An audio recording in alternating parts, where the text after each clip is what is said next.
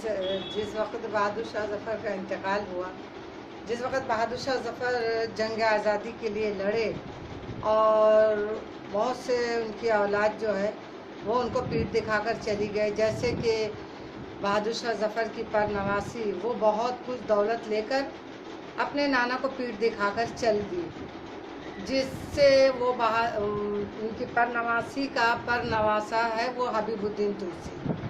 तो चलो, उनकी परनवासी का तो शादी मुग़ल में हुई है, उनकी लड़की की शादी बाहर हुई, उनकी लड़की की शादी बाहर हुई, फिर उनकी लड़की की भी शादी बाहर हुई, उससे वो हबीबुद्दीन तुलसी है। तो वो किस तरीके से और कौन से ख़ानदान से है जो वो अपने आप को मुग़ल करार देते हैं और अपने आप को प्रिंस कहलाते हैं। तो बहादुर शाह जफ़र का जब रंगून में इंतकाल हो गया, ज़ीनत महल का भी इंतकाल हो गया, तो जमां बख्त भी वहीं रहे, उनका भी इंतकाल वहीं हुआ। उनके लड़के पैदा हुए जमशेद बख्त, रंगून में पैदा हुए। उस वक़्त उनको ब्रिटिश गवर्नमेंट ने रहने के लिए मकान दिया था और उस ज़माने में 500 रुपये उनको पेंशन मिलती थी। तो जमशेद बख्त जो थे, तो वो एक बर्मिस से भी वहाँ शादी किए थे, लाडली बेगम नाम, वो इस्लाम कबूल की, उनका नाम लाडली बेगम, उनसे एक औलाद है। लेकिन इंडिया गवर्नमेंट ने उसे मुग़ल नहीं माना कि उसकी माँ बर्मिस थी। फिर हमारे साथ जो नादिर जहाँ बेगम थी, उनके वालिद जो थे वो रंगून में हार्डवेयर का कारोबार करते थे, रहने वाले लखनऊ के थे। तो फिर नादिर जहाँ बेगम से शादी हुई और ब्रिटिश गवर्नमेंट ने उनको रहने के लिए मकान दिया, 500 रुपया महीना पेंशन, नौकर चाकर, एक बग्गी दी।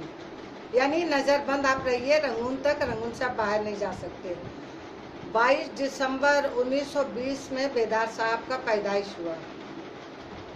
पैदाइश होने के बाद 6 महीने के बाद बाप का इंतकाल हो गया। 9 महीने के जब रहे तो माँ का भी इंतकाल हो गया। तो उनके नाना जो थे प्यारे मिर्ज़ा, वो उनको रंगून से किसी तरह छुप छुपा कर इंडिया ले आए और इंडिया में उनको छुप छुपा के परवरिश किए। जब वो 18 साल के हो गए तो नाना का भी इंतकाल हो गया। तो ये छुप छुपा के अपनी ज़िंदगी बसर करने लगे। तो प्यारे मिर्ज़ा जो थे वो निज़ाम हैदराबाद को, ये कागज़ तो उनसे खो गया कहीं। तो बेदार साहब बराबर कहते थे कि मेरे नाना प्यारे मिर्ज़ा जो थे वो निज़ाम हैदराबाद को 3 लाख रुपया दिए थे कि जब मेरा नवासा देश आज़ाद हो या जब वो बालिग हो तो उसे दे देना।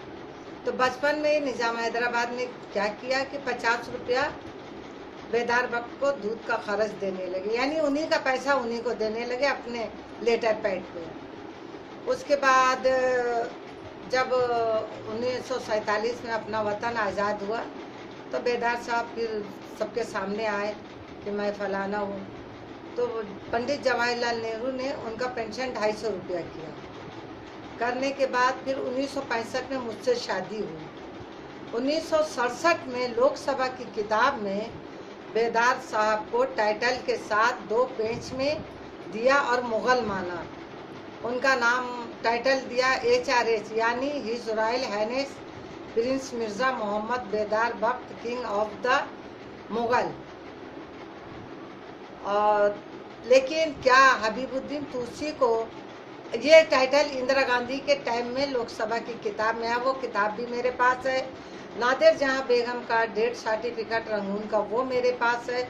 लेकिन जमशेद बख्त का वो छुप छुपाने लगे, कुछ कागजात खो भी गया।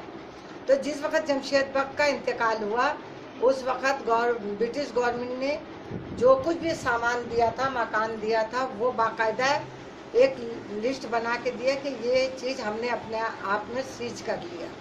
वो कागज़ भी हमारे पास है, लोकसभा की किताब है। बेदार बख्त को मुग़ल माना है, उनको पेंशन मिल रही थी, ये भी प्रूफ मेरे पास है।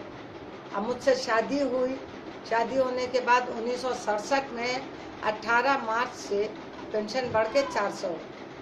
और हमारी शादी तो 1965 में हुई, 15 अगस्त। 67 में हमारा पेंशन उनका बढ़ा। 1980 में 22 मई को उनका इंतकाल हो गया। यानी 29 साल तक के हमने 400 रुपया पेंशन उठाए। और जब बेदार साहब का इंतकाल हुआ उस वक़्त हम अपने 6 बच्चे को लेकर एक तस्वीर खिंचवाई थी।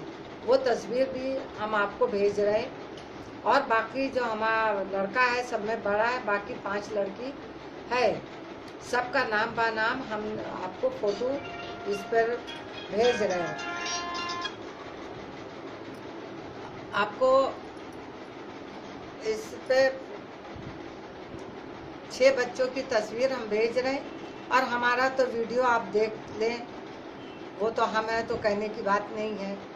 तो 1980 से आज तक, अभी 1910 में हमारा पेंशन बढ़कर 6000 हुआ, तो क्या ये ज़माने के हिसाब से और महंगाई के हिसाब से क्या ये 6000 हमारे लिए बहुत है?